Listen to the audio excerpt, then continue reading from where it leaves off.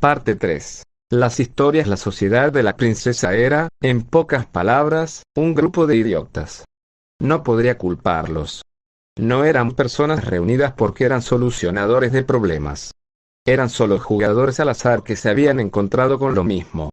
Yo solo tenía 20 años cuando me uní, pero en realidad era uno de los miembros más antiguos. La mayor parte de la sociedad de la princesa estaba todavía en el instituto. Por supuesto, a pesar de esto, todavía les gustaba actuar como si fueran superespías descubriendo algún antiguo misterio. Se obsesionaban con la instalación de aplicaciones para hacer su tablero, marginalmente, más difícil de encontrar por la búsqueda. Escribían y editaban listas de reglas complejas sobre cómo tratar con la princesa si la encontrabas. Una persona incluso hizo una copia de seguridad de la pizarra en un disco duro externo para que hubiera un registro en caso de que no se encontrara. El hecho de que no teníamos ni idea de lo que hacíamos generalmente se dejaba de lado. Pasábamos la mayoría de nuestro tiempo intercambiando historias. Cada uno tenía su propia historia de la princesa que estaba orgulloso de contar. Admito que era bastante fascinante. La mayoría de las historias eran como la mía, vagamente espeluznantes pero nada horripilante. Aquí hay algunas que recuerdo, muy resumidas. Salvaje 0, 0, 0, 0, 0, 0, 0. Mientras jugaba Pokémon Blue en un emulador, un jugador se encontró con un azulejo en medio de la carretera en Celadon City que no se podía pisar.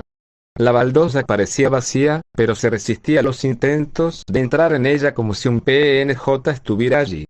El jugador finalmente se dio cuenta de que podía hablar con esta casilla en blanco, pero todo lo que se abrió fue un cuadro de diálogo en blanco.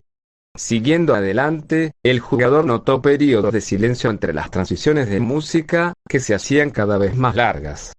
Después de un tiempo, los PNJ dejaron de responder y animar, y algunas texturas de edificios fueron reemplazadas por tonterías. Cuando el jugador consideró la posibilidad de reiniciar el emulador, regresó distraídamente a la ubicación del PNJ invisible de Celadon.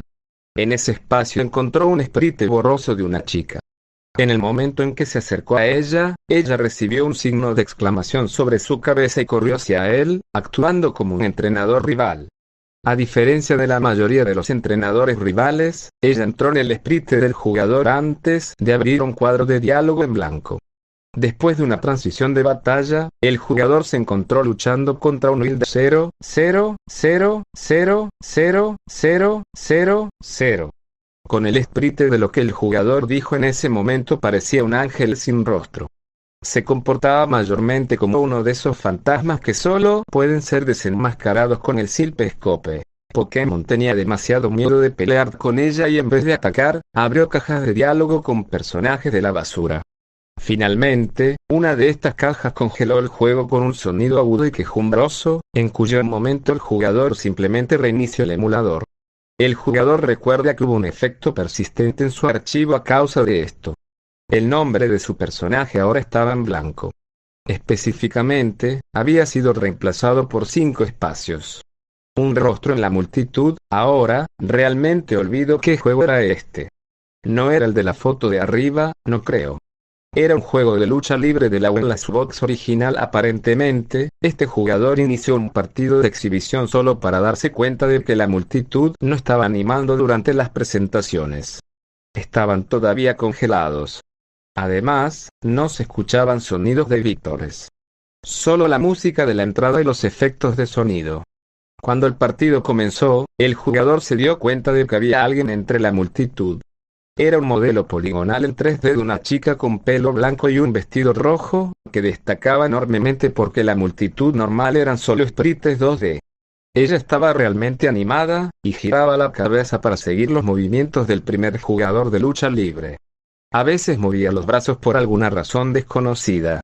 La mayoría de las veces solo mantenía los brazos extendidos a los lados. Aunque ambos comenzaron el combate con plena salud, ambos luchadores inmediatamente comenzaron a actuar como si hubieran recibido una fuerte paliza, agarrando sus pechos y cojeando uno contra el otro.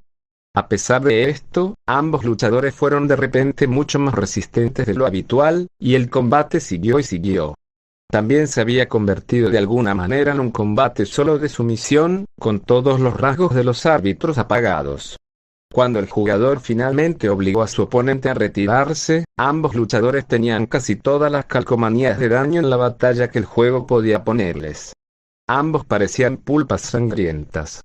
Una vez que el partido terminó, un zumbido bajo de lo que sonaba como una mezcla inadecuada de sonidos de la multitud se escuchó cuando el jugador, un luchador, hizo su pose de victoria. Después de eso, apareció un menú. El jugador se dio cuenta de que no podía quitar el selector de menú de revancha, sin importar el botón que presionara.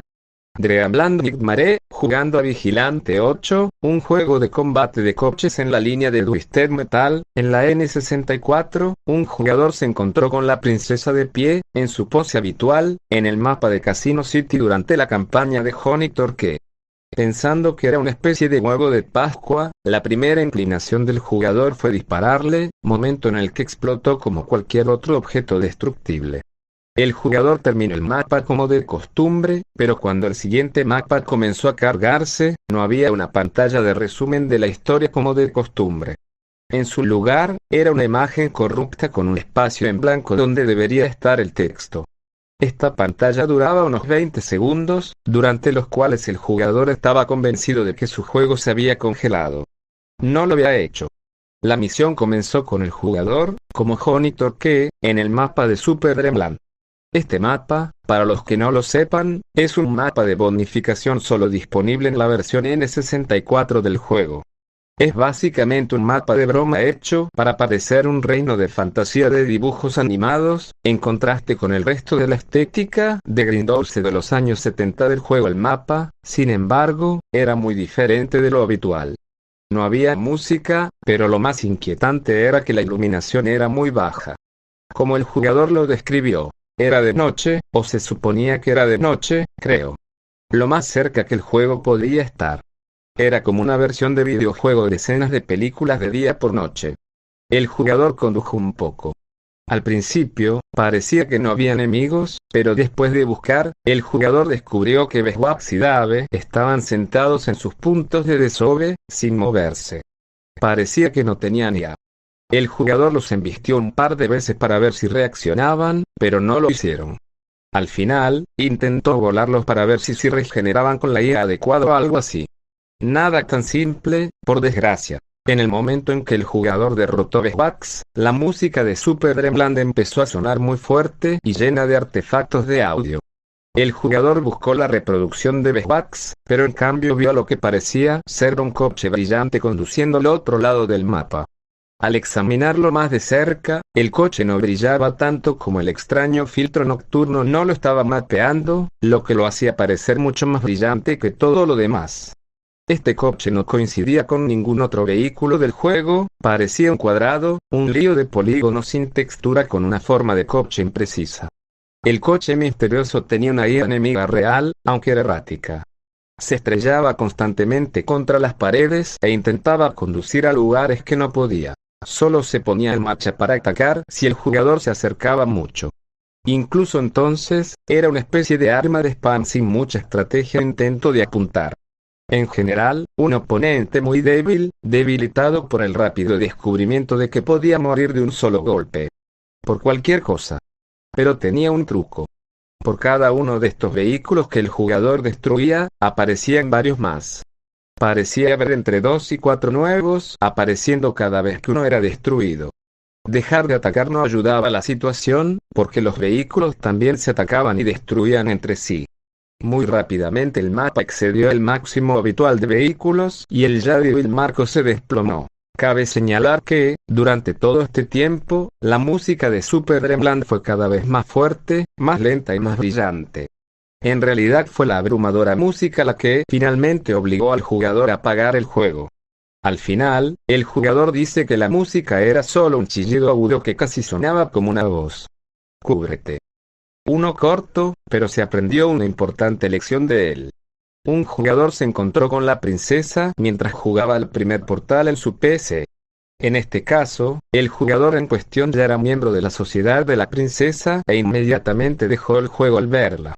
Ella estaba en una de las oficinas cerca del final del juego, si tienes curiosidad.